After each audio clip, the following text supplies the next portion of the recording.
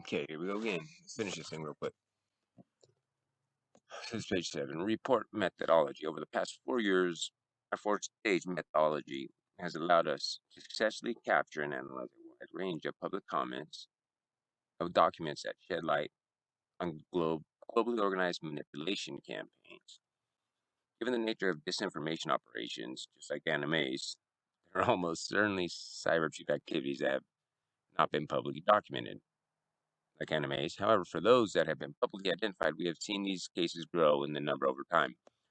Bradshaw and Howard is a big player in this, guys. They're talking about it right here ever since Brexit, since the Ukraine war, 2017. Bradshaw and Howard, 17, 18, 19. This is 2020 report. So, since the beginning, while this report is in no way intended to provide a complete picture of how state actors are operating in this space, we can begin to build a bigger picture by piecing together public information. The methodology for this report consists of 4 stages.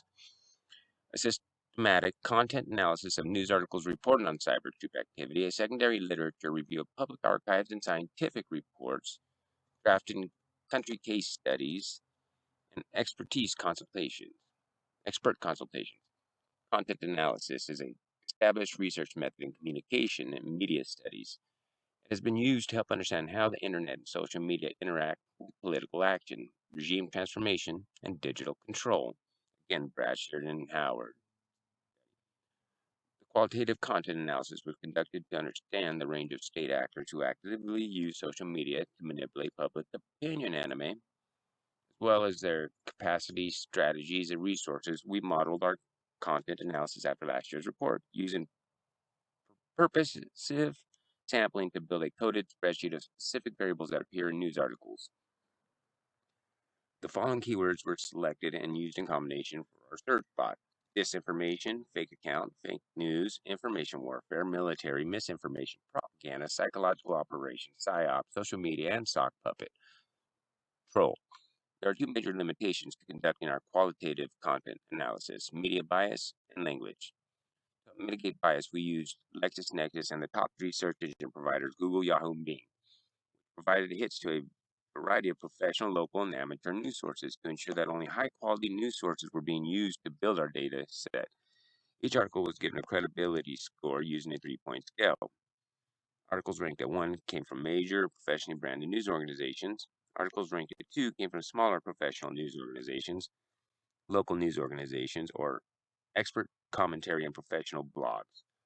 Articles ranked at 3 came from content farms and personal or hyperpartisan blogs. These articles were removed from the sample. Language was a second limitation to conducting our qualitative content analysis. For this year's global inventory, we were able to draw upon news articles and secondary resources written in Arabic, Dutch, English, French, German, Hebrew, Russian, and Spanish. We also worked with BBC Monitoring, who provided an additional portal for collecting and aggregating high-quality news and information on CYBERTROOP activity, as well as translation services for news articles in Ghana. Okay. Secondary literature review. You guys don't really care about this. It's good. To the comments. We're gonna skip this.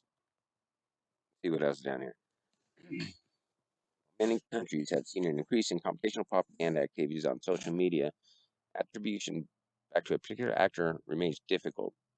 In this report, we focus specifically on cybertroops or government or political party use of social media to manipulate public opinion. See Table 1. Government agencies are increasingly using computational propaganda to direct public opinion. In 62 countries, we found evidence of a growing agency using computational propaganda to shape public attitude, like anime. This category of actors includes communication or digital ministries, military campaigns, or police force activity. This year, we also included counts for state-funded media under our government agency banner, as some states use their state-funded media organizations as a tool to spread computational propaganda, both domestically and abroad. Between 2019 and 2020, recent examples of government-led activity include the Philippine police, who used Facebook-influenced narratives about military activities against terrorism, or ongoing cyber conflicts between the government of National Accord and the Libyan National Army have used social media to shape narratives about the ongoing civil war. An example of state-funded media includes Belarusian media infrastructure where the government controls more than 600 news outlets, many of which show evidence of propaganda and manipulation. In addition to government or military-led initiatives, we also looked at political parties using propaganda during elections. In 61 countries, we found evidence of political parties or politicians running for office who have used the tools and techniques of computational propaganda as part of their political campaign. Indeed, social media has become a critical part of the digital campaigning, and some political actors have used the reach and ubiquity of these platforms to spread disinformation, suppress political participation, and undermine oppositional parties. Over the last year, private firms are getting into it. 60 million US dollars spent by state actors on contracts with private firms for computational propaganda. Private firms, citizen influencers, and civil society. One important feature of the organization of manipulation campaigns is that cybertroops often work in conjunction with civil society organizations, internet subcultures, youth groups, hacker collectives, fringe movements, social media influencers, and volunteers who ideologically support a cause. The distinction between these groups can often be difficult to draw, especially since activities can be implicitly and explicitly sanctioned by the state. In this report, we look for evidence of formal coordination or activities that are officially sanctioned by the state or by a political party, rather than campaigns that might be implicitly sanctioned because of factors. Organization form and prevalence of social media manipulation. This chart again. I remember I should use on the last one, so let's find good old USA down here somewhere.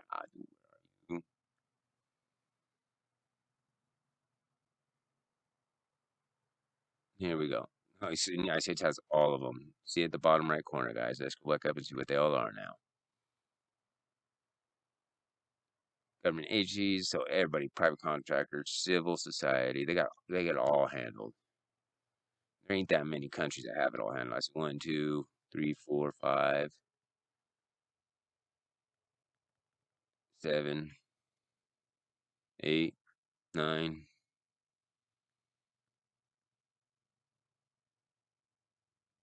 9.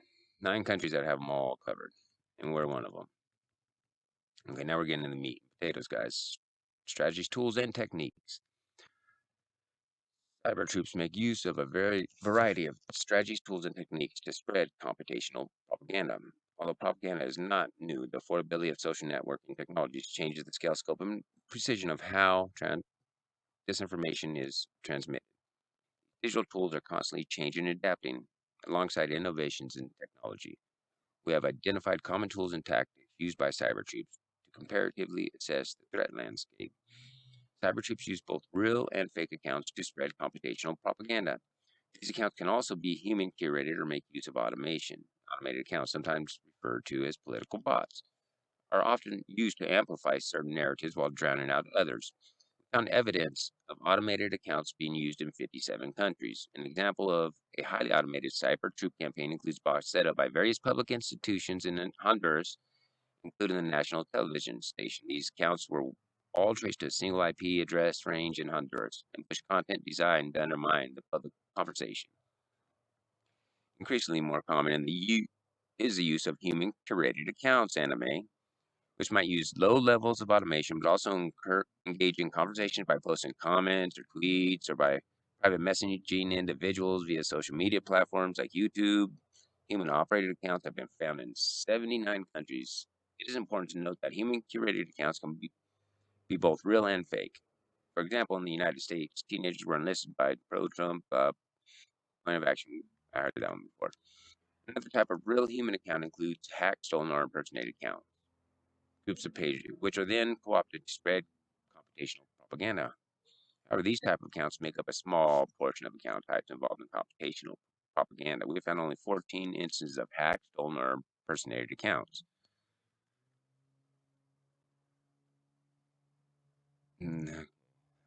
Go look again. The United States doesn't have the bottom hacked or stolen. That's the only thing they don't have in this one. They have bots and human, of course. Could use a variety of messaging and balance strategies when communicating with users online. Balance describes the attractiveness, goodness, or averseness, badness of a message.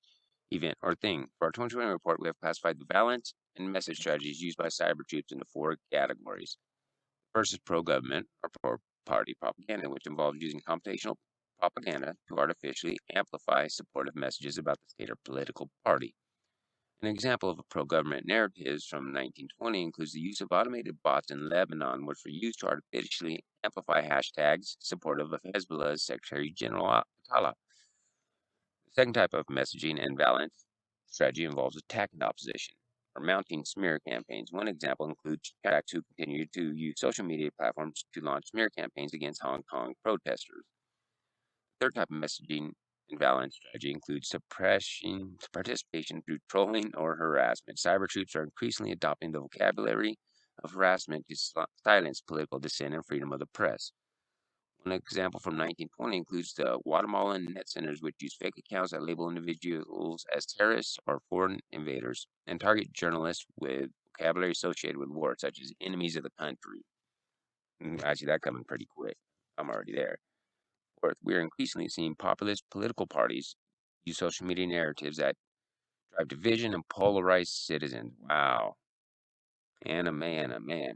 That hit you on the nose. A recent example includes the troll farms in Nigeria with suspected connections to the Internet Research Agency in Russia. These troll farms are spreading disinformation and conspiracies around social issues in order to polarize online discourse, with Nigeria as part of Russia's foreign influence operations targeting the United States and United Kingdom. This is a U.S. conspirator here, though. 90% of U.S. studies have misinformation campaigns that involve pro-government and pro-party propaganda. 94% of study countries have misinformation campaigns that attack the opposition and mount smear campaigns. 73% of studies countries have misinformation campaigns that suppress participation through trolling and harassment anime. And 48% of the study countries have misinformation campaigns that drive divisive and polarized citizens. That's just like anime did. Distracting, suppressing, let's see, and we got them all except what? Distracting was the only one we didn't have. We got suppressing, polarization, attack, opposition, and pro-government in the United States. Cyber troops use a variety of communication strategies. We have categorized these activities into 4 categories. The first type of communication strategy is the creation of disinformation or manipulated media.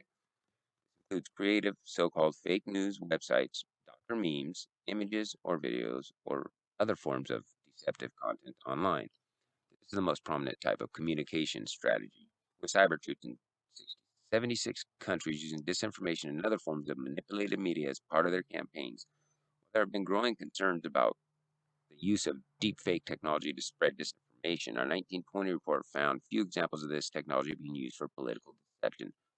Rather than using deepfake technologies, doctored images and videos are still the most important form of manipulated media. For example, the lead up to the 2019 election in Argentina, a manipulated video of the Minister of Security was edited to make her appear intoxicated. When we do find examples of deepfake technology, it is currently more commonly used in fake account generation, where generative adversarial networks are used to create fake profile pictures. The second type of communication strategy involves using data-driven strategies to profile and target specific segments of the population with political advertisements. We count instances of data-driven strategies that use advertisements to spread disinformation to or other false narratives. For example, during the so this is basically just saying data-driven information to overwhelm people. That one's not really important. Let's go see what's up here. In addition to direct trolling attacks, sometimes cyber troops censor speech and expression through the mass reporting of content or accounts. Posts by activists, political dissidents, or journalists can be reported by a coordinated network of cyber troop accounts in order to game the automated system. Social media companies use to flag, demote, or take down inappropriate content. In 7 countries, we found evidence of the mass reporting of content and accounts. One example of this phenomenon is the human network of cyber troops in Pakistan. Anime, were you there? Who both artificially boost political campaigns but also mass report tweets that oppose their agenda as spam, causing the Twitter algorithm to block that issue's access to trending panel.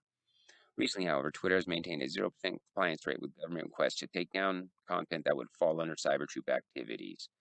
Twitter is not the only platform involved. Facebook and Google are too. We heard that already.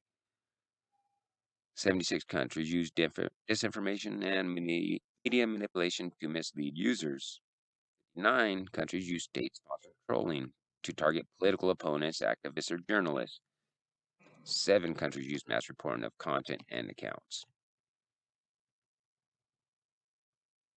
Communication strategies. Let's see. United States. We got them all except the second one. So we've got disinfo. We don't got the mass report. We got data-driven strategies, trolling, and amplifying the content. Oh my goodness. Okay. I'm going to go back, guys. This is it for tonight. I'm going to do another one tomorrow. Thank you.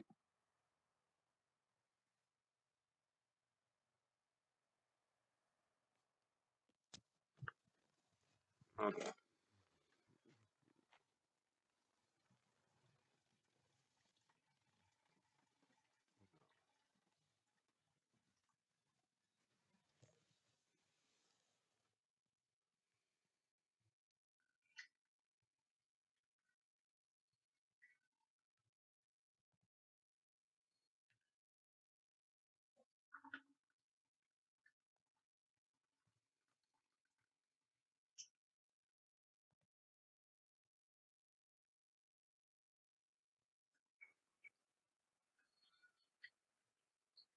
Okay, fam.